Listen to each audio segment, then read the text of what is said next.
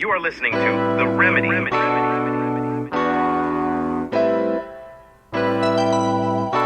Hey, welcome everyone to The Remedy, the Soul Podcast. I am James Thompson. Glad to be with you guys today. It's a beautiful day. It's a good week. It's going to be a good week. I already can see it. I can see it coming right now. And welcome to the show. I'm glad you guys are all here. If this is your first time tuning in, this is a show that is designed to bring a mental health aspect and your spirituality together to hopefully, my hope, is that it gives you some insight, gives you some motivation, gives you some hope. Because we need hope. Let me tell you now, hope is one of those things that when you lose hope, there's a lot of detrimental thinking that happens. And hope is one of those things that we have to preserve. And you have to get into a spiritual mindset of preserving your hope about whatever you're doing. And, you know, sometimes there are things that take your hope away or will try to take your hope away. But you have to be very diligent in fighting for that hope, right? That's hope is kind of the benefactor of happy. Like if you can stay in a happy state of mind, then you can feel hope. Right? You know, if you can stay a little bit above the situation to where maybe you're not giddy and jumping around doing flips, but you're not so down in the dumps that you can't have a little hope. See, that hope has to be something of the rope. And that's something, hope rhymes with rope. Hope is the rope, right? That keeps you kind of anchored, kind of keeps you grounded a little bit, you know? It's like that hard line between, you know, almost giving up and feeling some sense of peace or calm or happy if you can get there and stay there. So that is a big thing, you know, that I think people struggle with quite a bit. And it's a wonder because people who take hope away from you or people that don't put hope back into you are people who are struggling for a sense of hope themselves. Right? Those people are looking for some sort of hope in something as well, but they don't know how to return it, or they don't give it to you, or they take yours because they need a larger supply of it. So this is all about us maintaining a level or a mindset that produces this kind of hope, right? I mean, what are some things that you can do that produce this level of hope? I mean, you know, if we think about it, this level of hope takes an attitude and an enthusiasm that probably most of us can't maintain like that unless we were, you know, just on something. But no, let's get real. You can do it. It's not impossible. Many people have done it. It just appears to be a superhuman thing to do. But it's not. If people make it seem like it's a superhuman thing to rise above something and think positive, but it's not. It's not impossible to keep hope at such a level in your life that it runs at a nice kind of a ratio in your life that it doesn't get you to where you're delusional, right? But it also keeps you from sinking into the pits and thinking it's over. You know, the ratio of hope that you apply with your, you know, with your persistence and your faith and your self-discovery and all that stuff.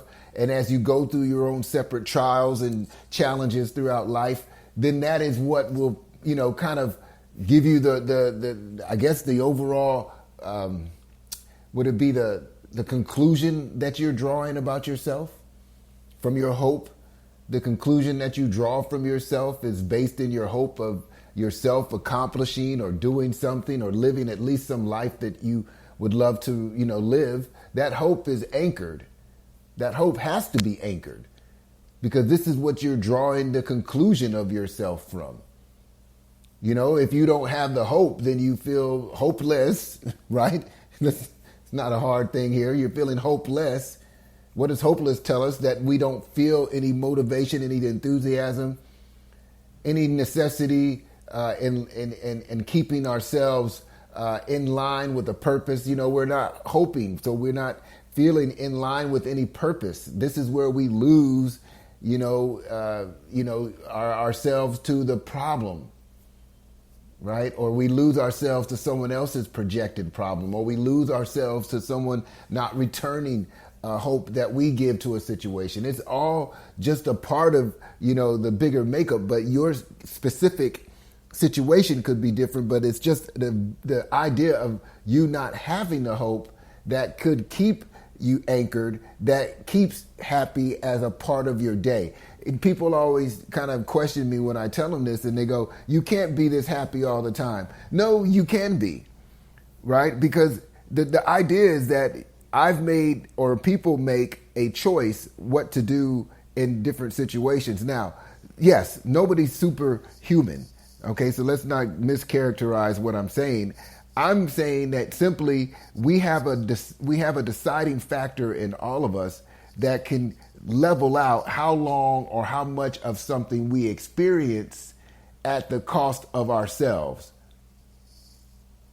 is what I'm saying. You can decide that I'm not going to let that affect me to a level 10 and then become a victim of your own, toxicity, right?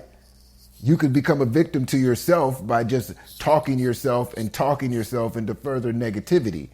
Now you're even more toxic and you just killed hope, which now happy just feels like a word to you. So this is, the idea. You're not superhuman, but you are super capable, right? You can do these things and you can manage these things with a lot more confidence if you had a deciding factor of what you were going to do and how this was going to work out for you.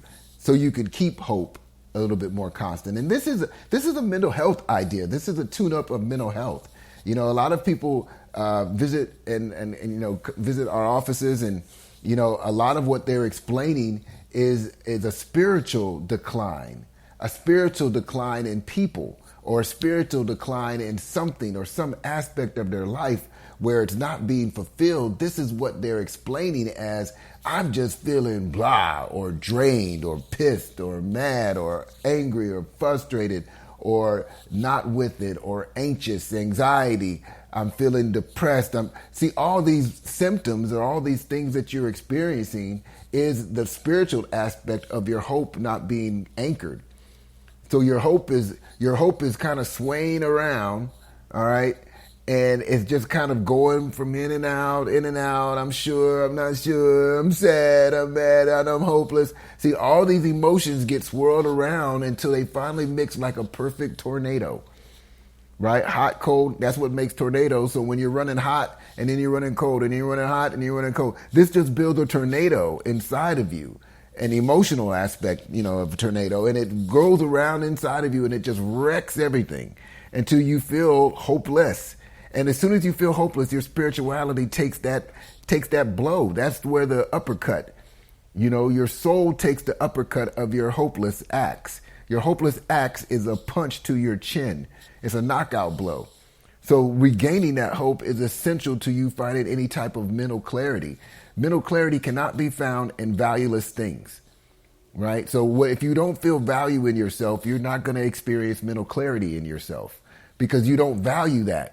That's why people assume nice cars ride better and they get all geeky about someone's new nice car because it's a perceived idea of the value of the car. Now you are in the same situation where the value of you is under question because you have lost hope, right? Which leads to the other things which we just kind of went through, all those symptoms or those products of your hopeless act, which is really a reflection of the spirituality that is missing because there's no connection to hope without the spirituality because you have to have something bigger or a major, kind of a larger vision of yourself to establish hope.